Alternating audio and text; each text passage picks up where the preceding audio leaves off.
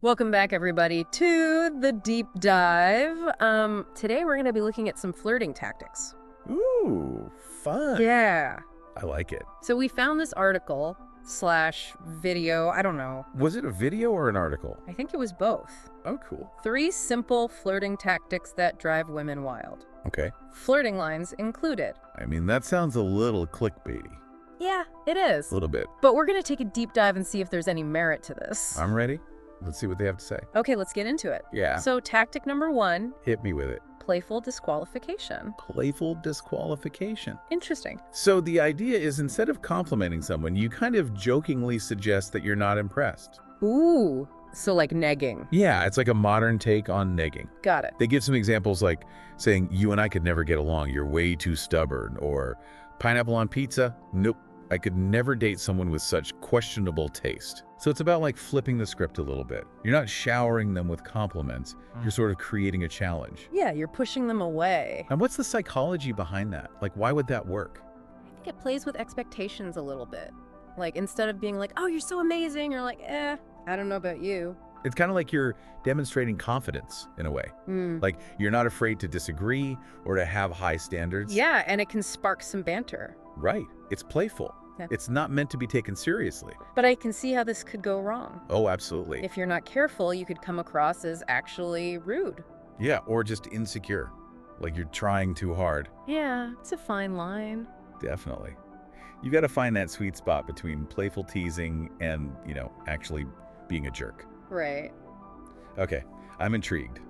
What's the next tactic? All right, tactic number 2 is called reversing the roles. Reversing the roles. I like the sound of this. So this is where you pretend that the other person is pursuing you. Oh, so like turning the tables on them? Yeah. I like it. You're exaggerating their interest and kind of making them the one who's smitten.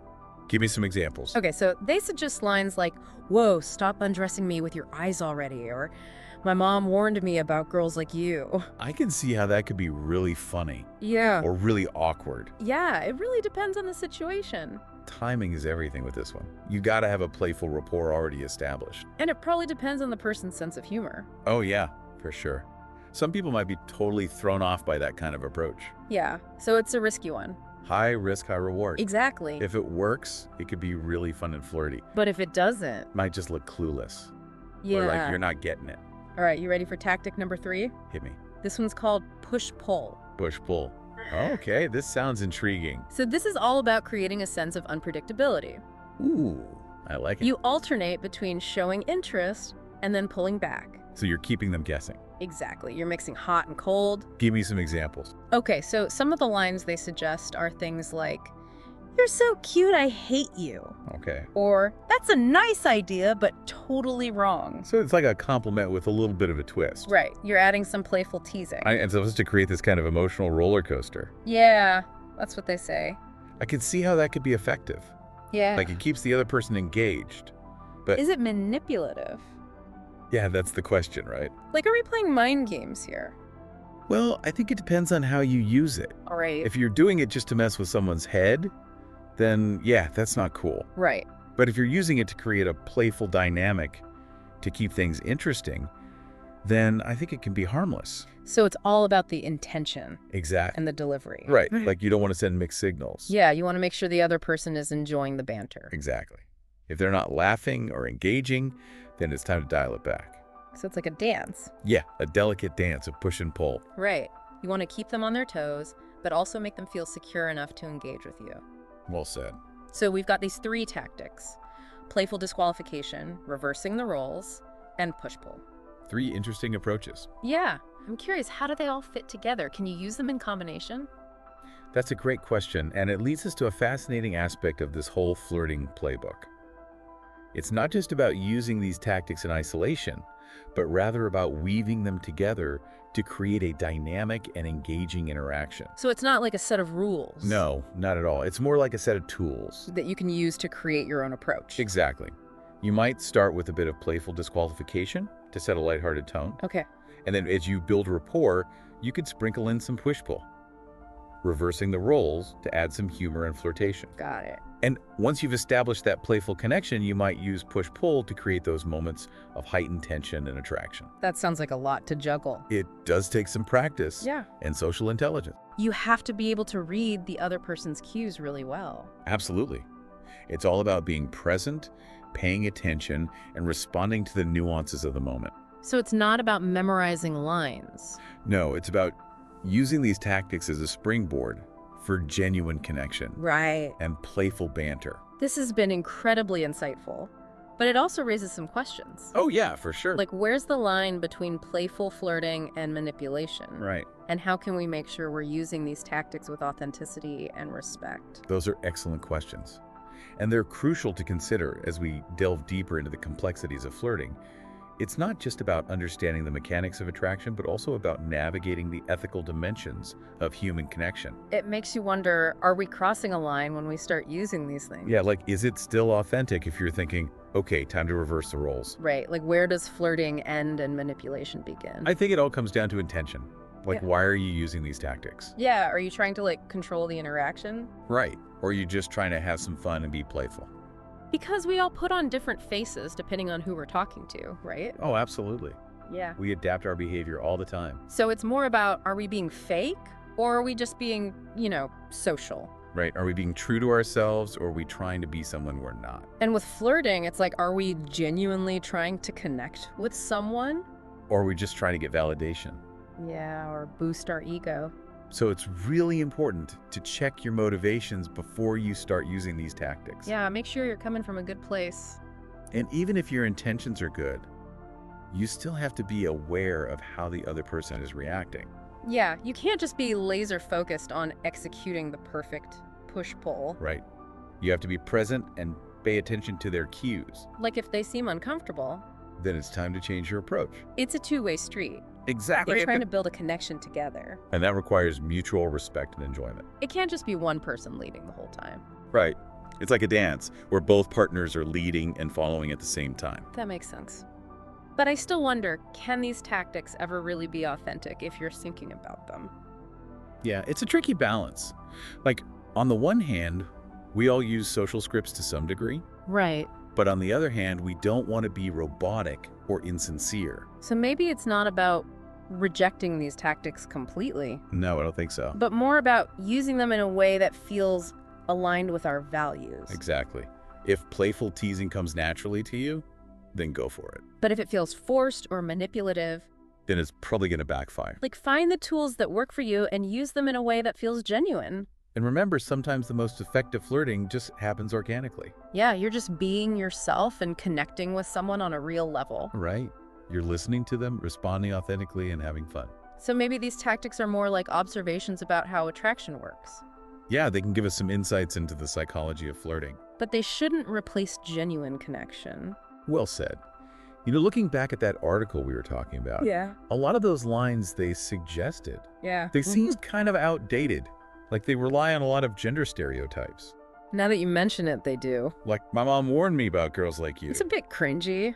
Yeah, it feels like it's coming from a very specific and maybe limited perspective. Like a 1950s view of dating. Right. Yeah. And it highlights an important point. Flirting evolves with social norms. What might have been considered charming a few decades ago. Could be totally inappropriate now. So we have to be mindful of the context. Absolutely. Yeah. And be aware of the impact of our words and actions. There's a big difference between being playful and being disrespectful. Right. So to sum it up, studying these tactics can be helpful. Yeah. But we have to apply that knowledge with self-awareness, respect, and common sense. And maybe even a little bit of social awareness. Exactly. It's not just about understanding the techniques themselves. It's about understanding the people you're using them on. Well said. All this talk about attraction makes me think about connection. Oh, yeah. Like, are they really the same thing? I've always kind of thought of them as interchangeable. Well, I think there's a distinction. Attraction can be fleeting. Okay. It can be based on superficial qualities. Got it. But connection is deeper.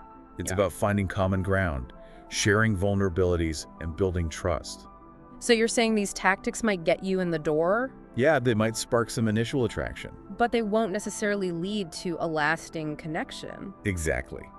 Because true connection requires more than just clever lines. It requires genuine curiosity, Right. shared values. And the willingness to be vulnerable. So these tactics are just one small piece of the puzzle. Exactly. They're not a magic formula for love. We're just a starting point. Right. And sometimes the best connections happen when you least expect them. This has been a really thought-provoking conversation. It really has. Yeah. We've gone way beyond just the surface level of flirting. Yeah, and explored some of the deeper complexities of connection. It's been a fascinating deep dive. Before we wrap up, I want to leave our listeners with a question. Ooh, I like it. We've talked about the potential pitfalls of these tactics. Yeah. But is there a way to adapt them to make them more genuine?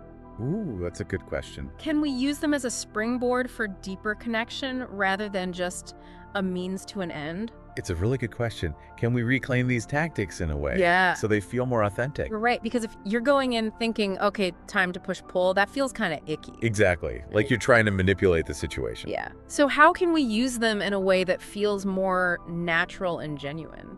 Well, I think it starts with a mindset shift. Yeah. Like instead of trying to win someone over, Yeah. you're trying to create a mutually enjoyable experience. So it's more about connection than conquest. Exactly. Yeah. And that requires being present in the moment, Yeah. really tuning into the other person Okay. and responding authentically to their cues. So you're not just following the script. Right. Yeah. You're letting the interaction unfold organically. But we can still use these tactics as like guidelines or inspiration. Oh, absolutely. Like playful disqualification could be a great way to break the ice. Yeah. You're signaling that you don't take yourself too seriously. Exactly. It's a way to be playful and self-deprecating. And it can create a sense of equality. Right. Like you're both on the same level. And what about reversing the roles? Well, that can be a fun way to inject some humor Right.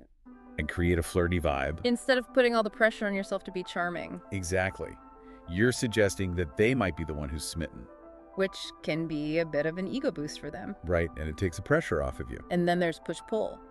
Yet that one's a bit trickier. Right, because it can easily backfire. Exactly. Okay.